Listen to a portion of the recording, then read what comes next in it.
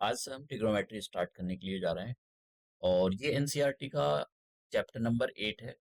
Chapter का नाम है इंट्रोडक्शन टू ट्रिग्नोमेट्री। आप अगर किसी दूसरी प्राइवेट बुक से पढ़ रहे होंगे तो वहाँ पर हो सकता है उस चैप्टर का, जैसे आर टी शर्मा अग्रवाल या कोई दूसरी होगी, तो हो सकता है चैप्टर आगे पीछे हो जाए। अब मैं आपको ट्रिग्नोमेट्री का वेटेज बता देता हूँ कि ट्रिग्नोमेट्री जो चैप्टर है इसका वेटेज कितना है। देखो, इसका जो वेटेज है 80 मार्क्स का आपका पेपर होता है टोटल रिटर्न, और यहाँ पर ये 12 मार्क्स का इसका जो है वेटेज है। तो काफ़ी वेटेज है। अब यहाँ से किस टाइप के क्वेश्चन पूछे जाते हैं, ये तो जब आप पिछले साल के क्वेश्चन सॉल्व करोगे तभी आपको पता लगेगा कि बोर्ड में किस टाइप के क्वेश्चन पूछे जाते हैं। ये तो वेटेज हुआ। अब मैं आपको सिलेबस दिखाता हूँ कि इसका सिलेबस क्या है। देखो यहाँ पर ये इसका सिलेबस दे रखा है ये। अब आपको ये सिलेबस इतनी आसानी से समझ में नहीं आएगा जब तक आप प्रैक्टिस करोगे, तो मैं आपको थोड़ा थोड़ा बता देता हूँ। एक तो ये जो आइडेंटिटीज हैं दे रखी हैं, उनके उन पर बेस क्वेश्चन है। दूसरा, आपका जो आपके सिलेबस में है, 0 degree, 0 degree, 30 degree, 45 degree, 60 degree, 90 degree, इन्हीं एंगल पर बेस क्वेश्चन है। 90 से बियॉन्ड नहीं गया है। 90 से बियॉन्ड जाने का मतलब ये होता है कि देखो, पहले 90 प्लस थीटा की फॉर्म थी, वो हटवा दी है। तो अब हम केवल इसी फर्स्ट क्वाड्रेंट में ही ट्रिग्नोमेट्रिक रेशियो को पढ़ते हैं। ठीक है, यहाँ भी पढ़ा जाता है, यहाँ भी पढ़ा जाता है, वो 11th क्लास की बात है। और तो वो अब केवल हम 0 से लेकर और 90 के बीच में ही और अपने जो ये चैप्टर है क्लास 10 का चैप्टर, उसको स्टडी करते हैं। अब देखो, ये तो मतलब मुश्किल होगा आपको समझना कि कैसे स्टडी किया जाता है। वो तो जब तक आप क्वेश्चन सॉल्व नहीं करोगे जब तक आपको पता नहीं चलेगा। तो सबसे पहले हम जो बेसिक कॉन्सेप्ट है, बिल्कुल बेसिक्स कॉन्सेप्ट हम देखेंगे। तो सबसे पहले मैं आपको यहाँ पर पाइथागोरस स्टार्ट करता हूँ कि पाइथागोरस थ्योरम कहाँ पर लगाई जाती है। तो पाइथागोर, आपने राइट एंगल ट्रायंगल के बारे में तो सुना ही होगा। सुना नहीं, पढ़ा भी होगा इसको। ये आपको अच्छे से आना चाहिए। अगर ये नहीं आता है तो फिर प्रॉब्लम हो जाएगी। अब आप कहोगे ये तो हमने बहुत अच्छे से पढ़ रखा है। हाँ, पढ़ रखा होगा। जरा समझ लेते हैं इसको। ए बी सी, इसकी वर्टिसेस दे दी, और इसमें कहीं 90 डिग्री का एंगल बनता है। हमने बी पर लेट कर लिया। 90 डिग्री के सामने वाली जो अपोजिट साइड होती है, 90 डिग्री यहाँ पर बन रहा है, इसके अपोजिट साइड कौन सी है? AC। इसको क्या बोलते हैं हम? हाइपोटेनियस। हाइपोटेनियस। ठीक है, इसको हम यहाँ पर कैपिटल H देंगे। और ये जो था, आप इसको बेस बोलते थे, ये जो है हमारा बेस। और इसको आप परपेंडिकुलर, हाइट, ऑल्टीट्यूड, ये सब नाम से जाना जाता है। तो यहाँ पर हम परपेंडिकुलर बोलेंगे, बेस को हम यहाँ पर कैपिटल B दे देते हैं। तो यहाँ पर ये परपेंडिकुलर, ये हमारा परपेंडिकुलर, इसको कैपिटल हम E दे देते हैं। तो H फॉर हाइपोटेनियस और P for perpendicular, B for base. तो ये आपने पढ़ा है।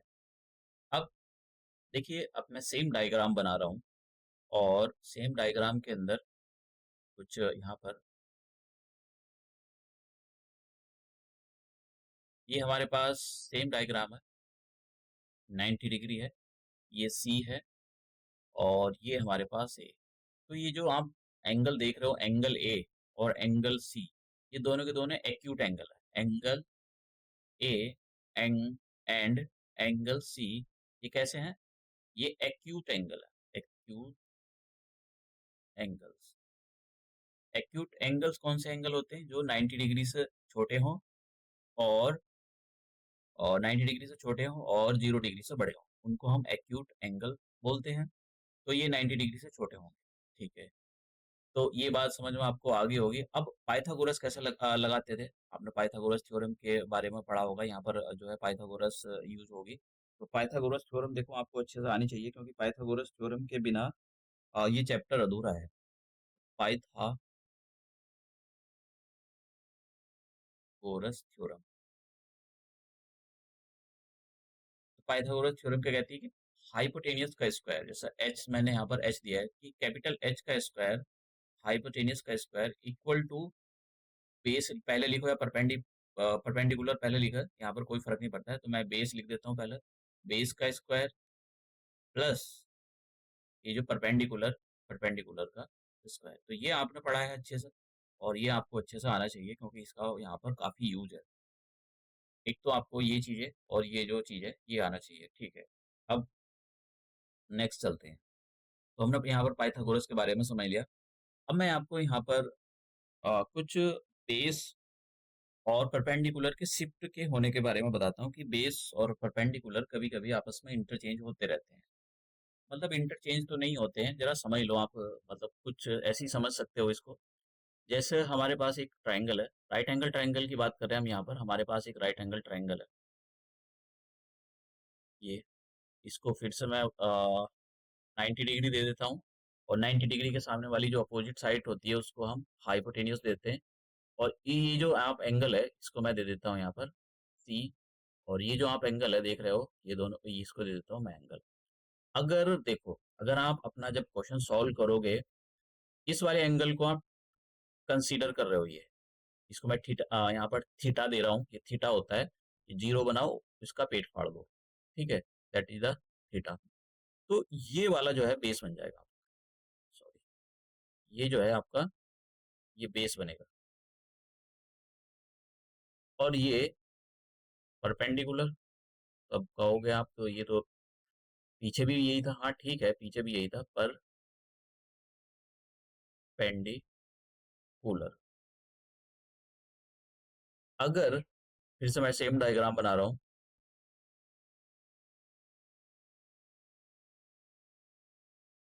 और इसके अंदर यहाँ पर ये आपका बी हो गया, ये 90 डिग्री हो गया, और इसको आपने ए दे दिया और इसको यहाँ पर सी दे दिया।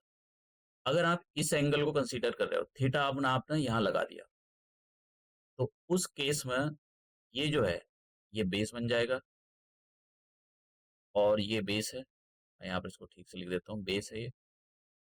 और ये आपका परपेंडिकुलर, ये परपेंडिकुलर बन जाएगा। तो ये जो एक्यूट एंगल आप किसको कंसीडर कर रहे हो, अभी किसको कंसीडर कर रहे हो सकता है कि आपको कुछ बातें समझ में ना आ रही हो, जब आप क्वेश्चन सॉल्व करोगे जब आपको ये समझ में आएगा। तो ये जो थीटा दिखाई दे रहा है, पहले तो यहाँ पर था, फिर यहाँ चला गया, जब ये थीटा यहाँ पर था, तो ये देखो हाइपोटेनियस और इस लाइन के बीच में एक एंगल बन रहा था, उसको हमने थीटा दिया, थीटा एक एक्यूट एंगल है, तो बेस ये हो जाएगा। और जब ये वाला थीटा ऊपर की ओर शिफ्ट होगा, मतलब ए पर चला गया, ये हाइपोटेनस होगी और एक ये साइड हो गई, तो ये वाला जो है, ये जहां पर ये थीटा बन रहा है, ये अब बेस बन जाएगा और ये परपेंडिकुलर। हाइपोटेनस अगर आप दोनों में देख पा रहे हो तो हाइपोटेनियस दोनों में अनचेंज है, दोनों में चेंज नहीं, दोनों में हाइपोटेनियस यही है, यही है। इसका मतलब क्या हुआ, कभी परपेंडिकुलर बेस बन जाता है और बेस कभी परपेंडिकुलर बन जाता है, लेकिन हाइपोटेनियस हाइपोटेनियस ही होता है। तो यहाँ पर आपको इस बात पर ध्यान देना होगा कि कौन सा एंगल आप कंसीडर कर रहे हो। अब आपके नहीं, मतलब क्वेश्चन में क्या किसको पूछा जा रहा है उसी के हिसाब से बेस शिफ्ट हो जाता है। तो अब ये कैसे शिफ्ट होता है, अब देखो छोटी क्लास में 9th क्लास तक भी नहीं पढ़ाया जाता क्योंकि 9th क्लास में इसका यूज ही नहीं होता है। तो जैसे मैंने हाइपोटेनस के बारे में बताया, पाइथागोरस के बारे में बताया था कि हाइपोटेनस का स्क्वायर इक्वल टू बेस का स्क्वायर प्लस परपेंडिकुलर का स्क्वायर। तो आप इसको ऐसे लिखो, हाइपोटेनस का square equal to perpendicular plus base का स्क्वायर। तो बेस और परपेंडिकुलर को आगे पीछे लिखने से कुछ कोई फर्क नहीं पड़ता, लेकिन यहाँ पर पड़ता है। तो छोटी क्लासों में नहीं पढ़ता था लेकिन यहाँ पर पढ़ता था, इसलिए परपेंडिकुलर और बेस ये दोनों शिफ्ट होते रहते हैं, इंटरचेंज होते रहते हैं एक दूसरे में, कब होते हैं ये हम देखेंगे। तो ये तो हमको पता लग गया कि बेस और परपेंडिकुलर यहाँ पर कभी बेस नीचे हो जाएगा, कभी बेस ऊपर चला जाएगा, ठीक है। अब बात करते हैं हम, ये तो हमने सीख लिया, अब बात करते हैं हम ट्रिग्नोमेट्रिक रेशो। तो हमारे ट्रिग्नोमेट्रिक जो रेशो होते हैं वो 6 रेशो हैं, 6 रेशो को पढ़ा जाता है, और जब आप इनको 11th क्लास में पढ़ोगे तो इनको ट्रिग्नोमेट्रिक फंक्शंस बोला जाता है, ट्रिग्नोमेट्रिक फंक्शंस। तो वहाँ पर इनका अलग मतलब है, यहाँ पर रेशो है, ये ट्रिग्नोमेट्रिक आइडेंटिटी, और यहाँ पर एक रेशो है। रेशो क्यों, क्योंकि ये दो, रेशो क्या होता है, ऊपर एक क्वांटिटी लिखी होगी, नीचे एक क्वांटिटी लिखी होगी, तो उसी को रेशो बोलते हैं। तो यहाँ पे यही है कि ऊपर एक साइड लिखी हुई है, नीचे एक साइड लिखी हुई है, दैट इज द रेशो, ठीक है। अब कैसे रेशो होते हैं ये समझने की जरूरत है, कौन कौन से होते हैं ये भी मैं आपको बता देता हूँ। ट्रिग्नोमेट्रिक जो ट्रिग्नोमेट्रिक रेशो होते हैं वो हमारे 6 होते हैं, तो मैं यहाँ पर लिख देता हूँ ट्रिग्नोमेट्रिक रेशो।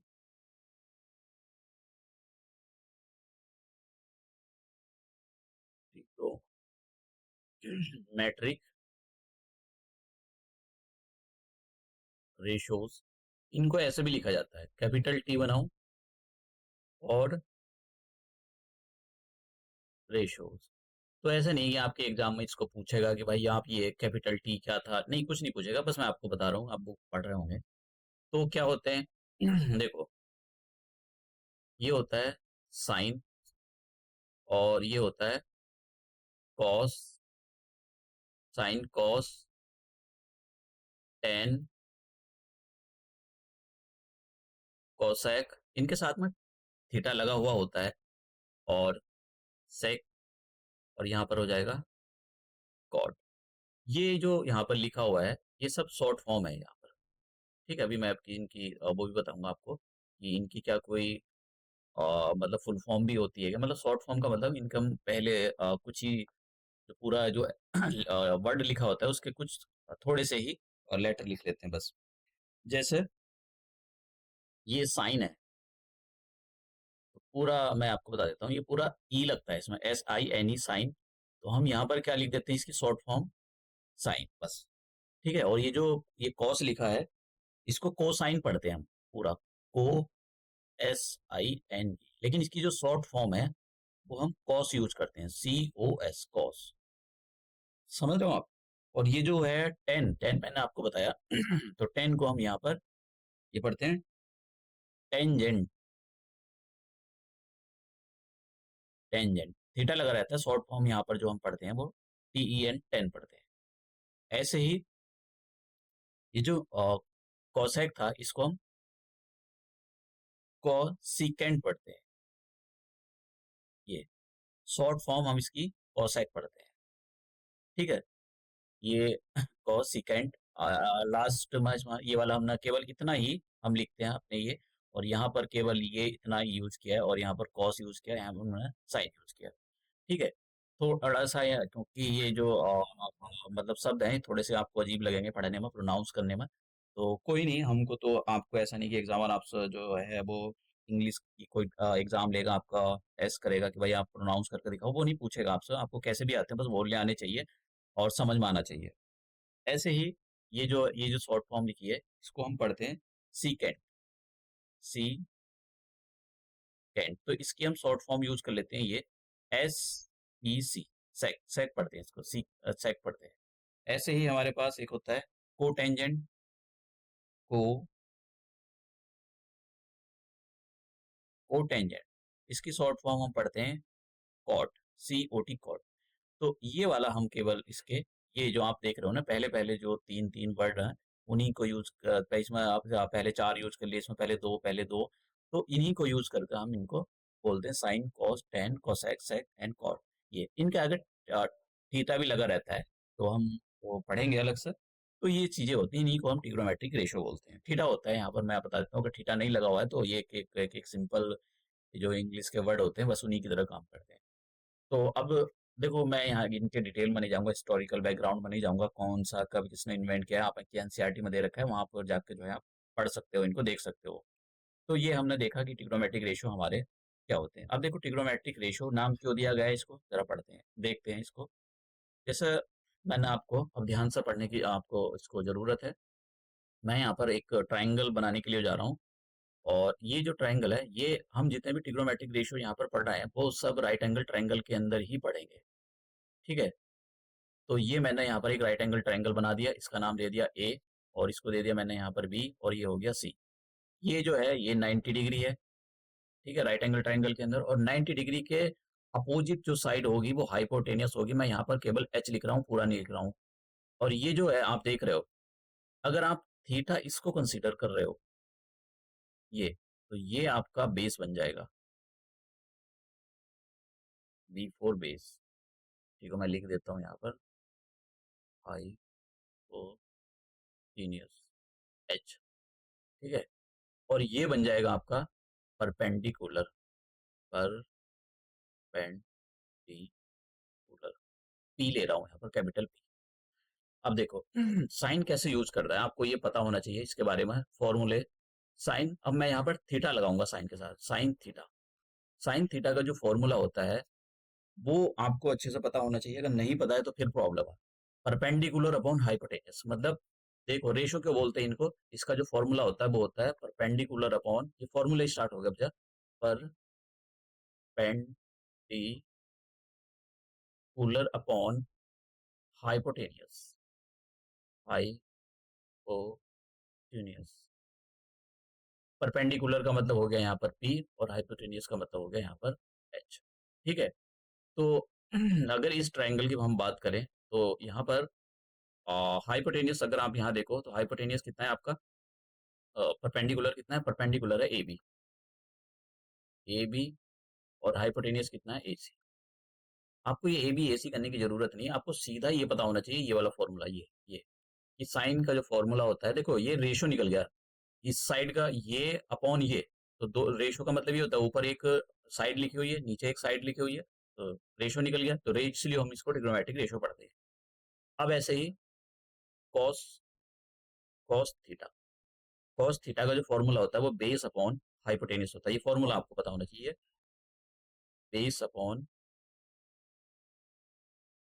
हाइपोटेनियस, एच दे देता हूं मैं इसको, और ये हो जाएगा बी फॉर बेस। ठीक है, तो क्या बन जाएगा, बी अपॉन एच, ये आपको बुक में नहीं मिलेगा। अब मतलब ये बी अपॉन एच ऐसा नहीं मिलेगा आपको। अब देखो यहाँ पर बेस कितना है, यहाँ पर बेस तो सी बी है, बी सी या सी बी जो भी कुछ बोलो आप, बी सी, और हाइपोटेनियस कितना है, ए सी। ठीक है, तो इसके बारे में आपको ये पता होना चाहिए कि ये जो है इतना, ये बहुत इंपॉर्टेंट है ये। अब दूसरा आता है हमारे पास टेन, टेन थीटा। तो टेन थीटा का जो फॉर्मूला होता है वो परपेंडिकुलर अपॉन बेस होता है, तो ये आपको अच्छे से पता होना चाहिए कि इसका फॉर्मूला क्या होता है। परपेंडिकुलर अपॉन, मैं यहाँ पर लिख देता हूँ, परपेंडिकुलर अपॉन, परपेंडिकुलर का पी लिख देता हूँ यहाँ पर, अपॉन बेस। तो परपेंडिकुलर यहाँ पी अपॉन बी हो गया, परपेंडिकुलर कितना है यहाँ पर ए बी, और बेस कितना हो गया यहाँ पर बी सी। तो ये पता होना चाहिए। अब देखो एक आता है, नेक्स्ट आता है हमारे पास में cosec, cosec theta. Cosec theta sine theta का रेसिप्रोकल होता है, मतलब अगर sine theta perpendicular upon hypotenuse होता है तो कॉसेक हाइपोटेनियस अपॉन परपेंडिकुलर होता है, ये आपको पता होना, ये मतलब ये पता आपको याद करना पड़ेगा। हाइपोटेनियस, एच लिख देता हूँ ऊपर, अपॉन परपेंडिकुलर, परपेंडिकुलर, तो कितना आ जाएगा, एच ऊपर आ जाएगा, बी नीचे आ जाएगा, तो एच कितना है, हाइपोटेनियस यहाँ पर कितना है, ए सी, और परपेंडिकुलर कितना है यहाँ पर, ए बी। तो आप यहाँ पर ध्यान से देखो दोनों में, इसमें ये क्या था, परपेंडिकुलर अपन हाइपोटेनियस, ये क्या हो गया, हाइपोटेनियस अपन परपेंडिकुलर।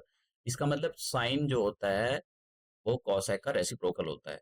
ठीक है, तो इस आपको तीन अगर याद हो जाएं, पहले तीन साइन कॉस टेन, तो लास्ट वाले तीन याद हो जाएंगे। ऐसे ही और सेक सेक थीटा, सेक थीटा किसका रेसिप्रोकल होता है, कॉस का। तो रेसिप्रोकल होने का मतलब होता है अगर कॉस बेस अपॉन हाइपोटेनियस होता है तो सेक थीटा क्या हो जाएगा, सेक थीटा हो जाएगा हाइपोटेनियस अपॉन बेस। ठीक है, हाइपोटेनियस यानी कैपिटल एच अपॉन बेस। ठीक है, ये तो इसको आप ऐसे भी लिख सकते हो, एच अपॉन बेस, और हाइपोटेनियस यहाँ पर कितना है, ए सी, बेस कितना है यहाँ पर, बी सी। तो आप यहाँ पर देखो, कॉस के अंदर कॉस क्या था, बेस अपॉन हाइपोटेनियस, तो सेक क्या हो गया यहाँ पर, हाइपोटेनियस अपॉन बेस। ठीक है, देखो यहाँ पर B upon H, H upon, तो ये दोनों एक दूसरे के रेसिप्रोकल होते हैं, कॉस सेक का रेसिप्रोकल होता है। ऐसे ही टेन के बारे में देख लेते हैं, सॉरी कॉट के बारे में। तो ये जो कॉट थीटा होता है ये किसका रेसिप्रोकल होता है, ये टेन का होता है। तो जैसे टेन क्या होता है, टेन का फॉर्मूला होता है परपेंडिकुलर अपॉन बेस, कॉट का क्या हो जाएगा, बेस अपॉन परपेंडिकुलर पर। ठीक है, तो ये, तो आप क्या लिख सकते हो, बी अपॉन पी, और बी कितना है यहाँ पर, बेस कितना है यहाँ पर, सी बी या बी सी, अपॉन परपेंडिकुलर यहाँ पर कितना है, ए बी। तो आप ये दोनों में आप रिलेशन देखो कि कॉट और टेन एक दूसरे के कैसे होते हैं, एक दूसरे के रेसिप्रोकल होते हैं। तो अगर आपको टेन का फॉर्मूला याद है कि परपेंडिकुलर अपॉन बेस होता है, तो कॉट का याद हो जाएगा बेस अपॉन परपेंडिकुलर। ठीक है। अगर आपको कॉस का फॉर्मूला याद है, तो आपका सेक का फॉर्मूला याद हो जाएगा। ये जो बेस कॉस होता है, cos theta base upon hypotenuse, तो सेक कितना हो जाएगा, हाइपोटेनियस अपॉन बेस। अगर आपको साइन का फॉर्मूला पता है, तो आपको कोसेक का फॉर्मूला याद हो जाएगा। साइन का फॉर्मूला होता है परपेंडिकुलर अपॉन हाइपोटेनियस, और कोसेक का फॉर्मूला हो जाएगा आपको हाइपोटेनियस अपॉन परपेंडिकुलर। तो ये जो आप देख रहे हो ना, रेशो निकल कर आ रहा है यहाँ पर, तो इसलिए इनको हम रेशो पढ़ते हैं, ऊपर एक साइड नीचे दो साइड। तो ट्रिग्नोमेट्रिक रेशो में रेसिप्रोकल होते हैं। मैं यहाँ पर जो दूसरा आपको दूसरा वाले पेज पे आपको रेसिप्रोकल रिलेशन बता देता हूँ। ठीक है, रेसिप्रोकल रिलेशन, ये जो रिलेशन था, आप अलग अलग बुक में पढ़ रहे हो या आपके जो सर या मैम पढ़ा रहे होंगे, तो वो ऐसे वो हेडिंग का नाम दिया हुआ, relationship between the trigonometric ratio and the sides. तो ये जो एक साइड्स होती है, इनमें एक रिलेशन होता है, तो वो इतना जाने की जरूरत नहीं है डिटेल में। तो रेसिप्रोकल रिलेशन के बारे में बता देता हूँ। रेसी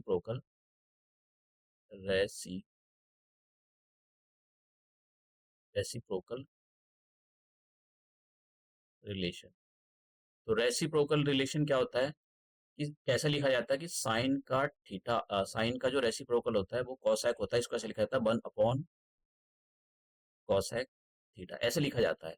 और इन दोनों को एक दूसरे को अलग अलग तरीके बताता हूँ कैसे लिख सकते हो। इसको आप ऐसे भी लिख सकते हो, इसको आप कॉसेक की जगह साइन भेज दो और साइन की जगह कॉसेक लिख दो, तो ये आ जाएगा cosec theta upon 1 upon sine theta. और कुछ कुछ बुक में तो ऐसे लिखा जाता है, sine theta multiply cosec theta equal to 1। तो ये जो है, इन तीनों में से कैसे भी आप किसी भी बुक पढ़ रहे होंगे, तो ऐसा हो सकता है ऐसा दे रखा हो। तो ये इस टाइप से अलग अलग बुक में ये रिलेशन स्टैब्लिश हो जाता है, इक्वल टू 1। ठीक है, यहाँ पर 1 बचेगा, मतलब इसकी यहाँ पर मल्टीप्लाई कर दी तो ये आ जाता है कोसेक और साइन थीटा की मल्टीप्लाई 1। ऐसे ही कॉस, तो कॉस थीटा किसका रेसिप्रोकल होता है, कॉस थीटा होता है सेक थीटा का रेसिप्रोकल। तो आप इसको ऐसे भी लिख सकते हो कि sec theta equal to 1 upon cos theta. तो ये कैसा आ जाएगा आपका, आप इसको ऐसे भी लिख सकते हो, सेक थीटा और मल्टीप्लाई कॉस, और ठीक से लिख देता हूँ। आप ऐसा नहीं है कि मतलब किसी को भी बाद में या पहले लिख सकते हो, और लिख सकते हो ऐसा। ठीक है, तो cos theta multiply sec theta equal to 1। तो आपको मतलब कुछ ऐसे भी लिखा कहीं कहीं मिलेगा। ऐसे ही टेन के बारे में बता देता हूँ, सॉरी टेन के बारे में पढ़ लेते हैं। तो टेन थीटा जो होता है, टेन थीटा थीटा का जो रेसिप्रोकल होता है वो कॉट थीटा होता है। तो आप इसको ऐसे भी लिख सकते हो कि cot theta equal to 1 upon tan theta. और इसको आप ऐसे भी लिख सकते हो कि tan theta multiply cot theta equal to ये। ठीक है, तो मैं इसको मतलब ये अलग अलग फॉर्म आपको अलग अलग बुक में मिल जाएंगी। आप डिपेंड करता है कि आप कहाँ से आप पढ़ रहे हो। तो ये इस टाइप के तीन और जो रिलेशन होते हैं, ये आपने देखा। एक और मैं यहाँ पर टेन का फॉर्मूला आपको बता देता हूँ। टेन ये अभी तो यूज नहीं होगा, जब यूज हम प्रूव करते हैं, जब वहाँ पे यूज होता है कि साइन थीटा का जो फॉर्मूला है ये भी होता है, सॉरी टेन थीटा का जो फॉर्मूला होता है sine theta upon cos theta. ठीक है, एक तो ये फॉर्मूला होता है, और एक फॉर्मूला उसका कॉट थीटा का फॉर्मूला ये हो जाता है कि cos theta upon sine theta. तो जब हम प्रूव करेंगे तो वहाँ पर ही इनका यूज होगा, अभी तक तो बहुत ही कम यूज होता है। तो ये सारी चीज़ें हमने रिलेशन के बारे में देखा। अब मैं आपको क्वेश्चन करा कर क्वेश्चन दिखाता हूँ कि कैसे क्वेश्चन एग्जाम मतलब एनसीईआरटी के क्वेश्चन हम पूछेंगे। अभी तो हम ये नहीं बोल सकते कि एग्जाम में कैसे क्वेश्चन पूछे जाएंगे। तो वो तो जब आप पिछले साल के क्वेश्चनों को स्टडी करोगे, बोर्ड के क्वेश्चन के पेपरों को, तभी आप यहाँ पर बता सकते हो कि किस टाइप के क्वेश्चन आपसे पूछे जा सकते हैं। तो ये हमारा एक्सरसाइज जो है एनसीईआरटी की एक्सरसाइज है, और एनसीईआरटी की एक्सरसाइज का 8.1 हम यहाँ पर स्टार्ट करने के लिए जा रहे हैं। तो ठीक है, तो हम ये एक्सरसाइज स्टार्ट करते हैं और इसका पहला वाला क्वेश्चन देखते हैं। जहाँ भी जो कॉन्सेप्ट यूज होगा मैं आपको वो सारे कॉन्सेप्ट बताता जाऊंगा, क्योंकि ये पहली बार बच्चे इस चैप्टर को इनकाउंटर करते हैं, तो उनके लिए वो सारी चीजें टर्मिनोलॉजी बार बार थोड़ा मुश्किल होता है। और देखो ऐसा नहीं कि आपको बहुत ज्यादा डिटेल में जाने की जरूरत है या नहीं, ऐसे इतना डिटेल में जाने की जरूरत नहीं है। डिटेल में जाने के लिए और जो 11th क्लास है वहाँ पर जाकर आप जो है मैथ में जाकर डिटेल से पढ़ सकते हो। तो पढ़ते हैं कैसे क्वेश्चन सॉल्व करेंगे। In a triangle ABC right angled at B. तो टी कोड जरूर करेंगे हम क्वेश्चन को अपने कि क्या मतलब होता है। तो एट ये कह रहा है कि आपके पास एक राइट एंगल और एक ट्राइंगल है। ठीक है, हम ट्राइंगल बना लेते हैं इधर। तो ये हमने एक ट्राइंगल बना लिया और ये कह रहा है कि ये जो ट्राइंगल है ये ऐसा वैसा ट्राइंगल नहीं है, ये है आपका एक राइट एंगल ट्राइंगल। और राइट एंगल ट्राइंगल भी आप कहीं नहीं बना सकते हो, बी पर ही बनाना पड़ेगा, मतलब आपको यहाँ बी लिखना पड़ेगा। बाकी ए और सी को आप ए को यहाँ दे सकते हो, बी को यहाँ दे सकते हो, वो आपकी मर्जी है। ठीक है, तो मैं इसको ए यहाँ दे देता हूँ और ये सी यहाँ दे देता हूँ। ठीक है, वो आपकी मर्जी है। फिर देखिए अब आप आपको यहाँ पर ये सीखने के लिए मिलेगा कि कैसे बेस और परपेंडिकुलर शिफ्ट होते रहते हैं। ठीक है, तो अब इसने बोला कि जो ए बी है, ए बी कितना है, ए बी हमारे पास ये जो दे रखा है उसने 24 सेंटीमीटर। और बी सी ये जो साइड है ये है 7 सेंटीमीटर। अब डिटरमाइन ये जो हमको कुछ यहाँ पर वैल्यू दे रखी है, इनकी वैल्यू निकालनी है। तो कैसे निकालते हैं यही मैं आपको समझाऊंगा। तो सबसे पहले आपको पाइथागोरस लगानी पड़ेगी और एसी लगाना पड़ेगा और एसी की वैल्यू निकालनी पड़ेगी। तो देखो 90 डिग्री के सामने वाला जो ये होता है इसको हम क्या बोलते हैं, ये हो जाएगा हमारे पास हाइपोटेनियस। और अब अभी यहाँ पर हम ये नहीं बोलेंगे कि बेस ये होगा या फिर परपेंडिकुलर ये होगा, आप समझ रहे हो। तो कुछ भी हो यहाँ पर जो पाइथागोरस जब भी अप्लाई करते हैं तो उसमें बेस को पहले लिखो या परपेंडिकुलर को बाद में लिखो, और या परपेंडिकुलर को पहले या बेस को बाद में लिखो, उससे कोई फर्क नहीं पड़ता है। तो हम यहाँ पर इसके अंदर मैं इसको हटा ही देता हूँ। ठीक है, तो मैं इसको हटा देता हूँ। तो हम सबसे पहले यहाँ पर पाइथागोरस अप्लाई करेंगे। तो पाइथागोरस क्या कहता है कि हाइपोटेनियस का स्क्वायर, ये जो है ये हाइपोटेनियस होगी एसी। तो हाइपोटेनियस का स्क्वायर मतलब एसी का स्क्वायर इक्वल टू, अब देखो यहाँ पर अभी ये परपेंडिकुलर मान कर मैं चल रहा हूँ और ये बेस आप इसको भी परपेंडिकुलर ले सकते हो, इसको बेस ले सकते हो, ऐसा कुछ नहीं है। ठीक है, इक्वल टू यहाँ पर कोई फर्क नहीं पड़ता इस पर, ए बी का स्क्वायर प्लस बी सी का स्क्वायर। ए बी की वैल्यू यहाँ पर कितनी दे रखी है 24। तो 24 का स्क्वायर प्लस बी सी कितना दे रखा है 7, तो 7 का स्क्वायर।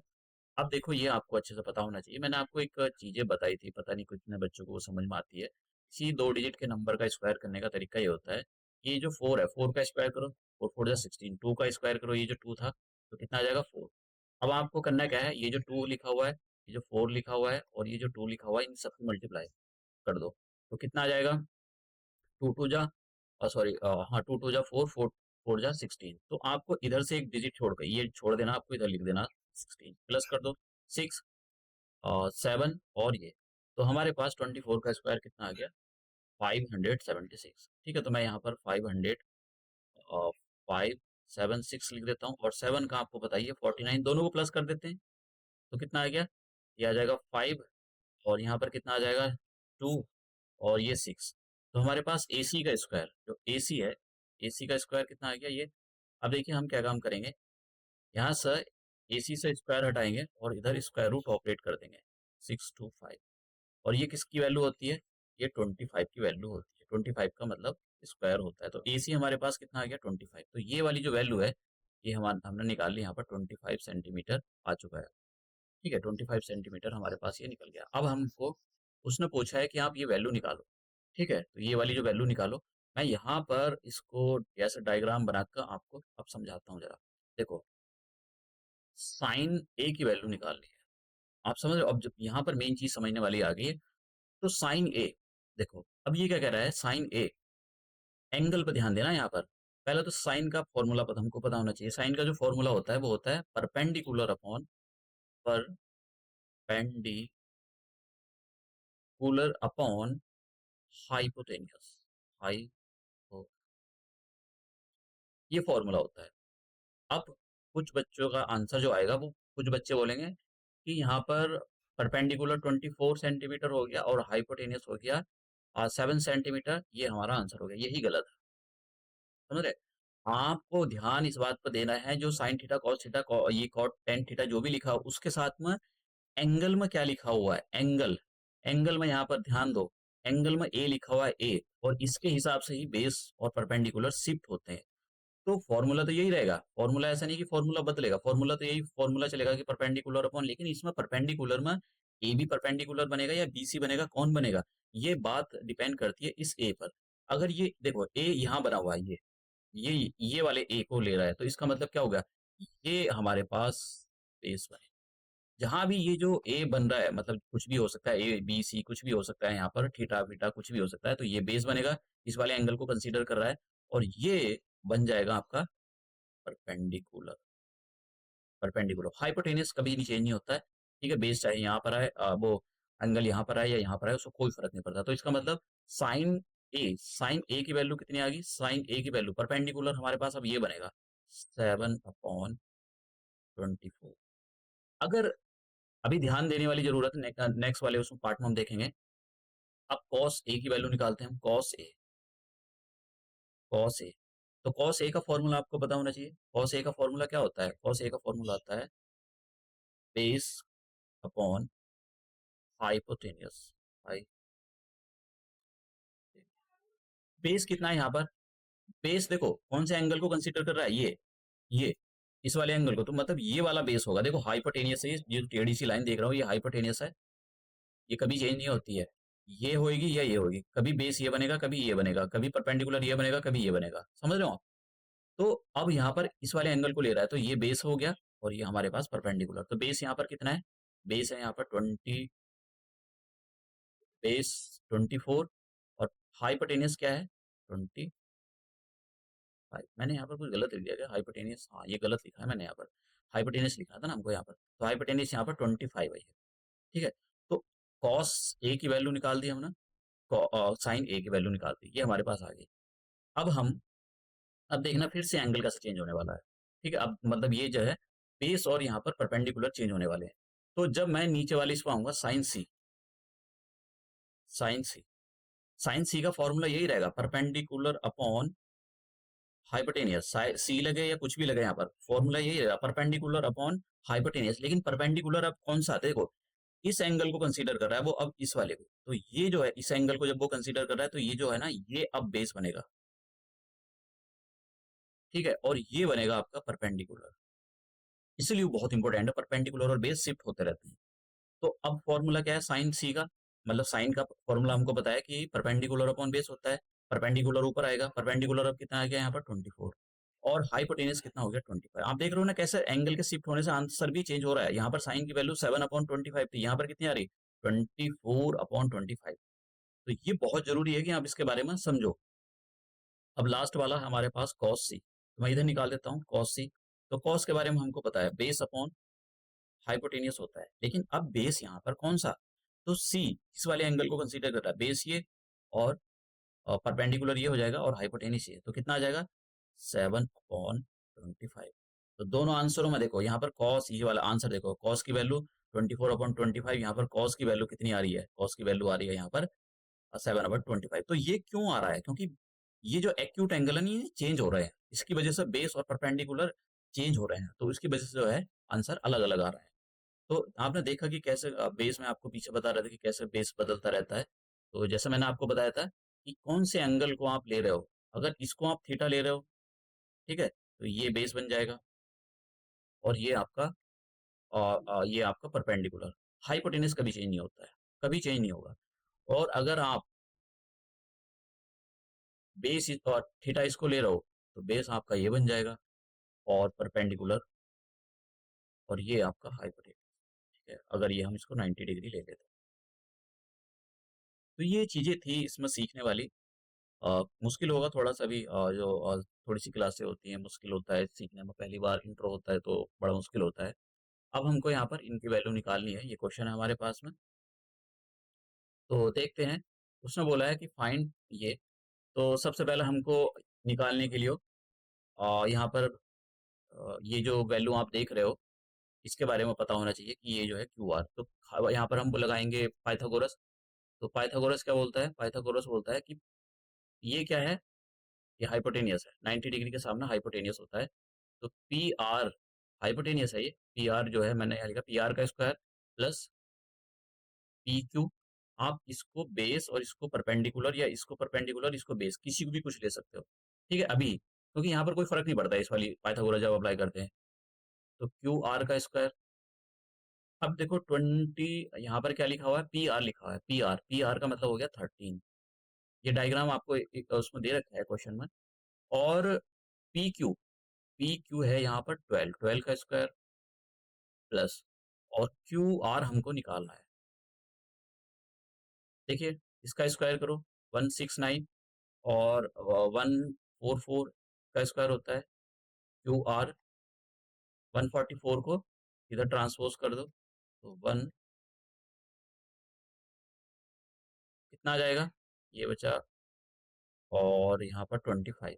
तो हमारे पास क्यू आर, इसको हम ऐसे लिख देते हैं थोड़ा सा ठीक करके, क्यू आर का स्क्वायर इक्वल टू 25। तो क्यू आर कितना आ जाएगा, स्क्वायर रूट लगा दो इस पर, इधर से स्क्वायर हटा, इधर स्क्वायर रूट ऑपरेट हो गया, तो कितना आ गया 5।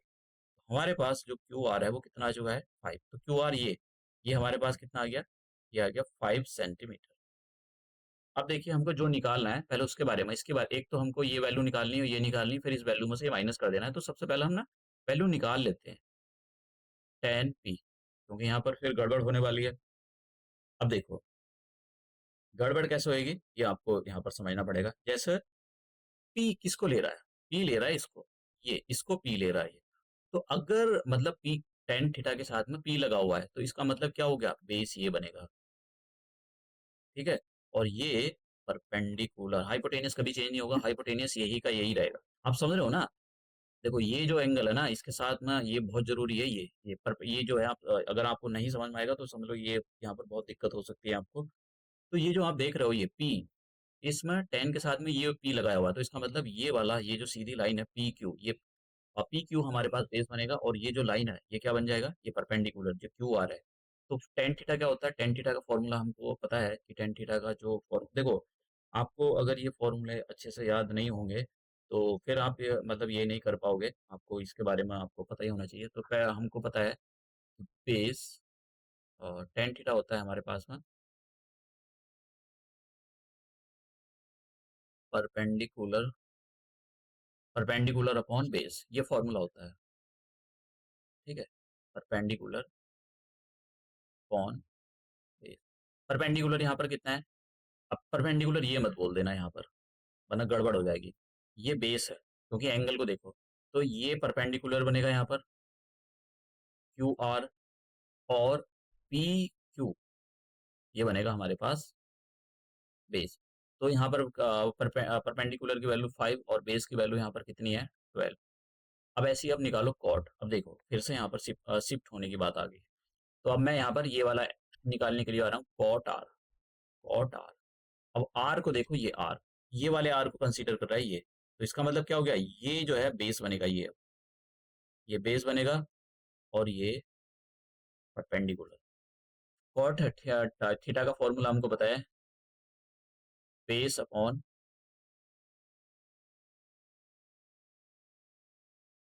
परपेंडिकुलर, तो बेस अपॉन परपेंडिकुलर। अब यहाँ पर देखो ये जो मैंने ग्रीन कलर से है ना, इसके हिसाब, इस वाले एंगल के हिसाब से देखेंगे अब जा, तो ये बेस बनेगा और ये परपेंडिकुलर। तो बेस यहाँ पर कितना है, बेस है यहाँ पर क्यू आर, और परपेंडिकुलर कितना है यहाँ पर पी क्यू। वैल्यू रख दो तो ये आ जाएगा 5 अपॉन यहाँ पर 5 अपॉन 12। अब जिस एक्सप्रेशन की हमको वैल्यू निकालनी थी उस एक्सप्रेशन को हम लिख लेते हैं। तो हमको निकालना है यहाँ पर 10p माइनस कॉट आर। तो 10p कितना है हमारे पास 5 अपॉन 12 माइनस कॉट आर 5 अपॉन, तो मतलब आप देख रहे हो ना पूरे से पूरा कैंसिल हो गया, कितना आ गया 0, आंसर 0 आ गया इसका। तो देखा आपने कि कैसे बेस और परपेंडिकुलर शिफ्ट हो रहे हैं।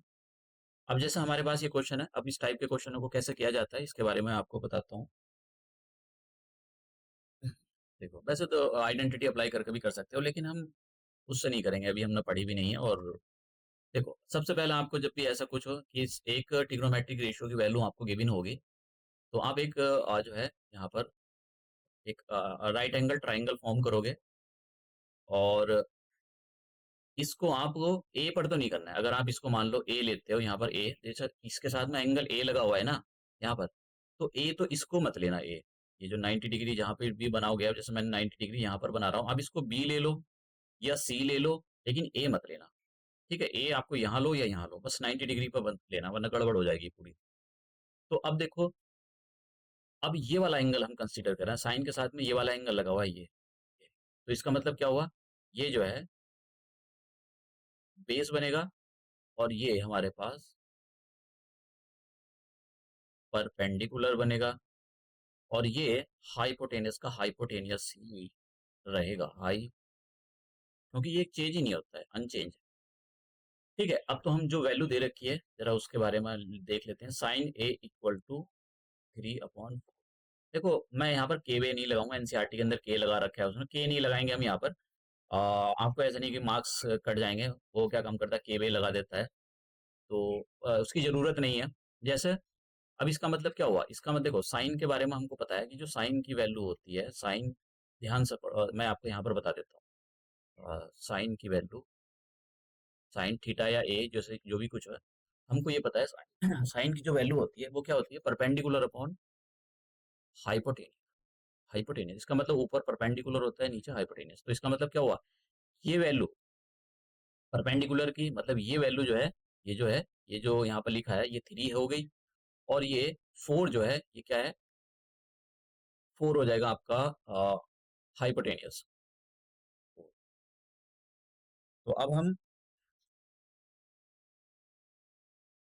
ये बेस निकालते हैं, ये ए बी निकालते हैं। तो कैसे निकालोगे, ये निकालना पड़ेगा आपको पाइथागोरस से। तो मैं यहाँ पर पाइथागोरस अप्लाई करने के लिए जा रहा हूँ। तो हाइपोटेनियस का स्क्वायर यानी ए सी का square equal to A B का स्क्वायर और प्लस बी सी का स्क्वायर। हाइपोटेनियस की वैल्यू दे रखी है यहाँ पर 4, यानी 4 का स्क्वायर, और ए बी की वैल्यू हमको निकालनी है, बी सी दे रखा है 3, यानी 3 का स्क्वायर। तो 4 4 जा 16, और ए बी का स्क्वायर, और ये 9 आ जाएगा, इधर ट्रांसपोज कर देता हूँ मैं, 16 माइनस 9, तो कितना आ जाएगा, ए बी का स्क्वायर आ जाएगा 7। तो स्क्वायर हटाओ और स्क्वायर रूट लगा दो, तो यहाँ पर स्क्वायर रूट, तो मतलब बेस कितना आ गया हमारे पास यहाँ पर, स्क्वायर रूट 7। अब जिसकी वैल्यू निकालनी थी हमको, ठीक है, उसको देखते हैं। एक तो हमको कॉस ए की वैल्यू निकालनी है। तो कॉस ए क्या होता है, फॉर्मूला आपको नहीं पता है तो फिर गड़बड़ा सब कुछ। फॉर्मूला है बेस अपॉन हाइपोटेन्यूज, और बेस यहाँ पर कितना है, बेस है यहाँ पर ए बी, और ए सी यहाँ पर, तो कितना आ जाएगा, बेस रूट 7/4। तो हमारे पास कॉस ए की वैल्यू निकल चुकी है। ठीक है, उसके बाद में हम टेन ए, टेन ए की वैल्यू निकालते हैं। फॉर्मूला क्या होता है,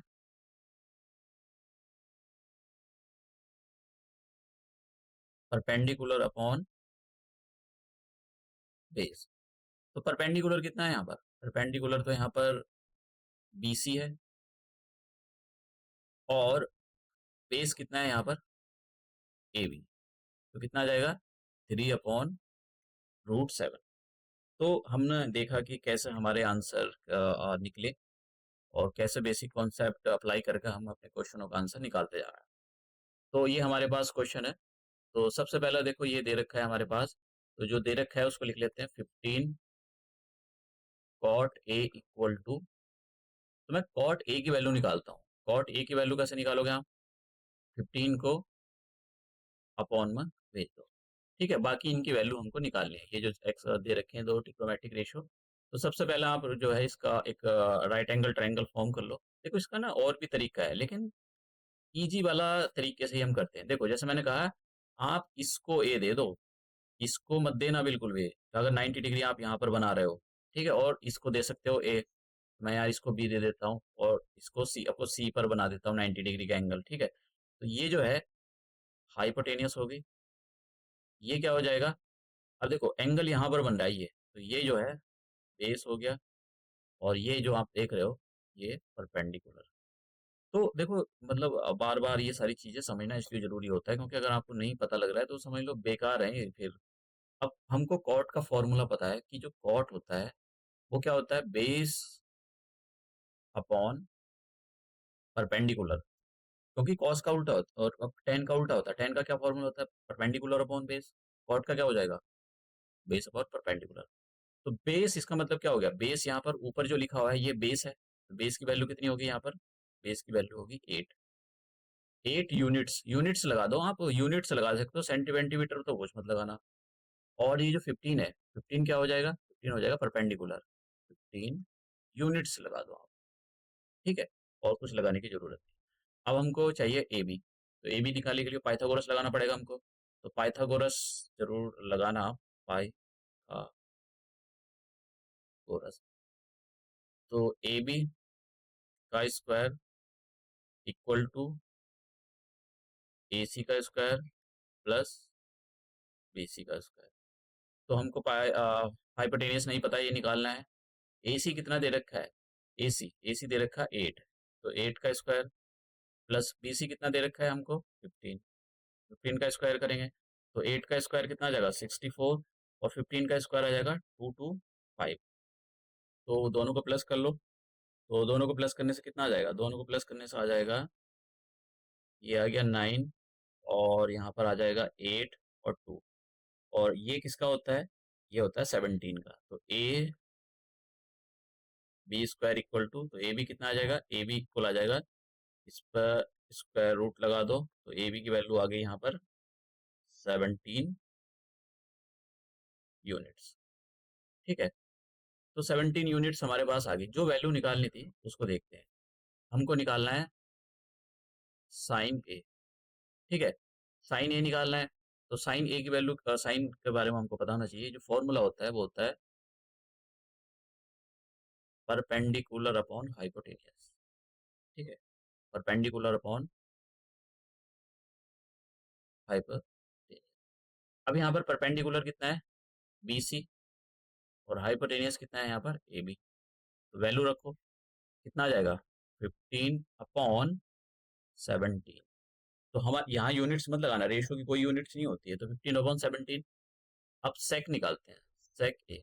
देखो, आपको कंफ्यूजन हो रही है, आपको अगर ये पता है कि ये कॉस का रेसिप्रोकल होता है, ठीक है, कॉस का उल्टा होता है, कॉस का उल्टा होने का, अगर कॉस का फॉर्मूला, देखो कॉस का फॉर्मूला क्या होता है, बेस अपॉन हाइपोटेनियस होता है, तो इसका फॉर्मूला क्या हो जाएगा, hypotenuse upon base, hypotenuse upon base. तो मतलब आपको अगर ये सारी चीजें पता है रेसिप्रोकल के बारे में, तो आप आसानी के साथ कर पाओगे। और यहाँ पर हाइपोटेनियस कितना है, हाइपोटेनियस है आपका ए बी, बेस कितना है यहाँ पर ए सी, ए बी की वैल्यू यहाँ पर अभी आपने निकाल ली 17, और ए सी की वैल्यू कितनी है 8। तो हमने देखा कि कैसे जो कोसेक है 17 अपॉन 8 हमारे पास आ चुका है। तो मतलब ये सारी चीज़ें काफ़ी इंपॉर्टेंट है कि आप कैसे इनको यूज करके पाइथागोरस का यूज करके कैसे निकालो। लास्ट क्वेश्चन हमारे पास क्वेश्चन नंबर 5। तो उसने यहाँ पर ये दिया है हमको कि sec theta equal to 13 upon 12। तो वही हम एक राइट एंगल ट्रायंगल फॉर्म करते हैं, और उस राइट एंगल ट्रायंगल के अंदर हम इसको बेस ले लेंगे, ये सॉरी इसको थीटा ले लेंगे। अब यहाँ पर ए बी सी आप कहीं भी दे सकते हो, क्योंकि यहाँ पर ए बी नहीं आ रहा है, तो ए इसको मैं बी दे देता हूँ, और ये सी दे देता हूँ। यहाँ पर इसको ये 90 डिग्री, 90 डिग्री के सामने वाला जो साइड होगा, ये that is the hypotenuse, opposite side जो होती है। और देखो यहाँ पर थीटा मैं इसको लेकर चल रहा हूँ, तो ये जो है ये बेस बनेगा, ये बेस बनेगा, और ये क्या बनेगा परपेंडिकुलर, ठीक है। ये मैंने शॉर्ट फॉर्म में लिख रखा है यहाँ पर। अब पहले आपको ये पता होना चाहिए कि कौन सा बेस है कौन सा, देखो हमारे पास ये पता है, अभी मैंने आपको सेक का फॉर्मूला बताया था, तो सेक का जो फॉर्मूला था वो क्या होता है, परपेंडिकुलर अपॉन बेस, ठीक है। देखो यहाँ इन क्वेश्चन में मेन प्रॉब्लम यही होती है, अगर आपको ये नहीं पता है कि कौन सा क्या है, सॉरी ये मैंने गलत लिख दिया, कौन सा क्या है, तब तो बहुत मुश्किल होगा। तो ये होता है हाइपोटेनियस अपॉन बेस, ये फॉर्मूला होता है हाइपोटेनियस अपॉन बेस। तो ऊपर वाला जो होगा वो हाइपोटेनियस होगा, मतलब ये जो वैल्यू आप देख रहे हो ये हाइपोटेनियस की वैल्यू, और हाइपोटेनियस यहाँ पर कितना है 13, यानी 13 यूनिट्स लगा दो, 13 यूनिट्स। और नीचे वाला हो गया, मतलब ये जो है बेस है, तो बेस की वैल्यू यहाँ पर कितनी होगी 12 यूनिट्स। तो फिर आपको अब हमको क्या निकालना है, हमको निकालना है इसका ये जो आप देख रहे हो ना, ये BC निकालना है। तो BC कैसे निकालोगे? पाइथागोरस से। ठीक है, तो पाइथागोरस का यूज करते हैं हम। तो पाइथागोरस क्या कहता है कि हाइपोटेनिस का स्क्वायर यानी AC प्लस बेस, तो बेस कितना है यहाँ पर AB, और प्लस परपेंडिकुलर। परपेंडिकुलर इनको एक दूसरे में आप इंटरचेंज कर सकते हो। तो AC का मतलब हो गया 13 का स्क्वायर, और AB का मतलब हो गया 12 का स्क्वायर। BC कितना आ जाएगा यहाँ पर? BC हमको निकालना है, तो स्क्वायर लिख देते हैं इनका। तो ये आ जाएगा 169 का स्क्वायर, उसका 13 का 169 होता है इसका, 169, और 144 प्लस BC। 169 माइनस 144 BC, तो कितना आ जाएगा? 52, यानी BC। तो BC की वैल्यू कितनी आ जाएगी? BC की वैल्यू आ जाएगी स्क्वायर रूट 25, और ये आ जाएगी 5। तो हमारे पास ये 5 यूनिट्स निकल गई। क्या निकला है? ये बेस। तो बेस आ गया हमारे पास 5 यूनिट्स। बस, अब तो हो गया हमारे पास क्वेश्चन। रिमेनिंग रिमेनिंग निकालने थे। तो रिमेनिंग कैसे निकालोगे? देखो, साइन का फॉर्मूला याद करो। साइन का क्या फॉर्मूला होता है? तो साइन का जो फॉर्मूला होता है, मैं इसको हटा देता हूँ यहाँ पर।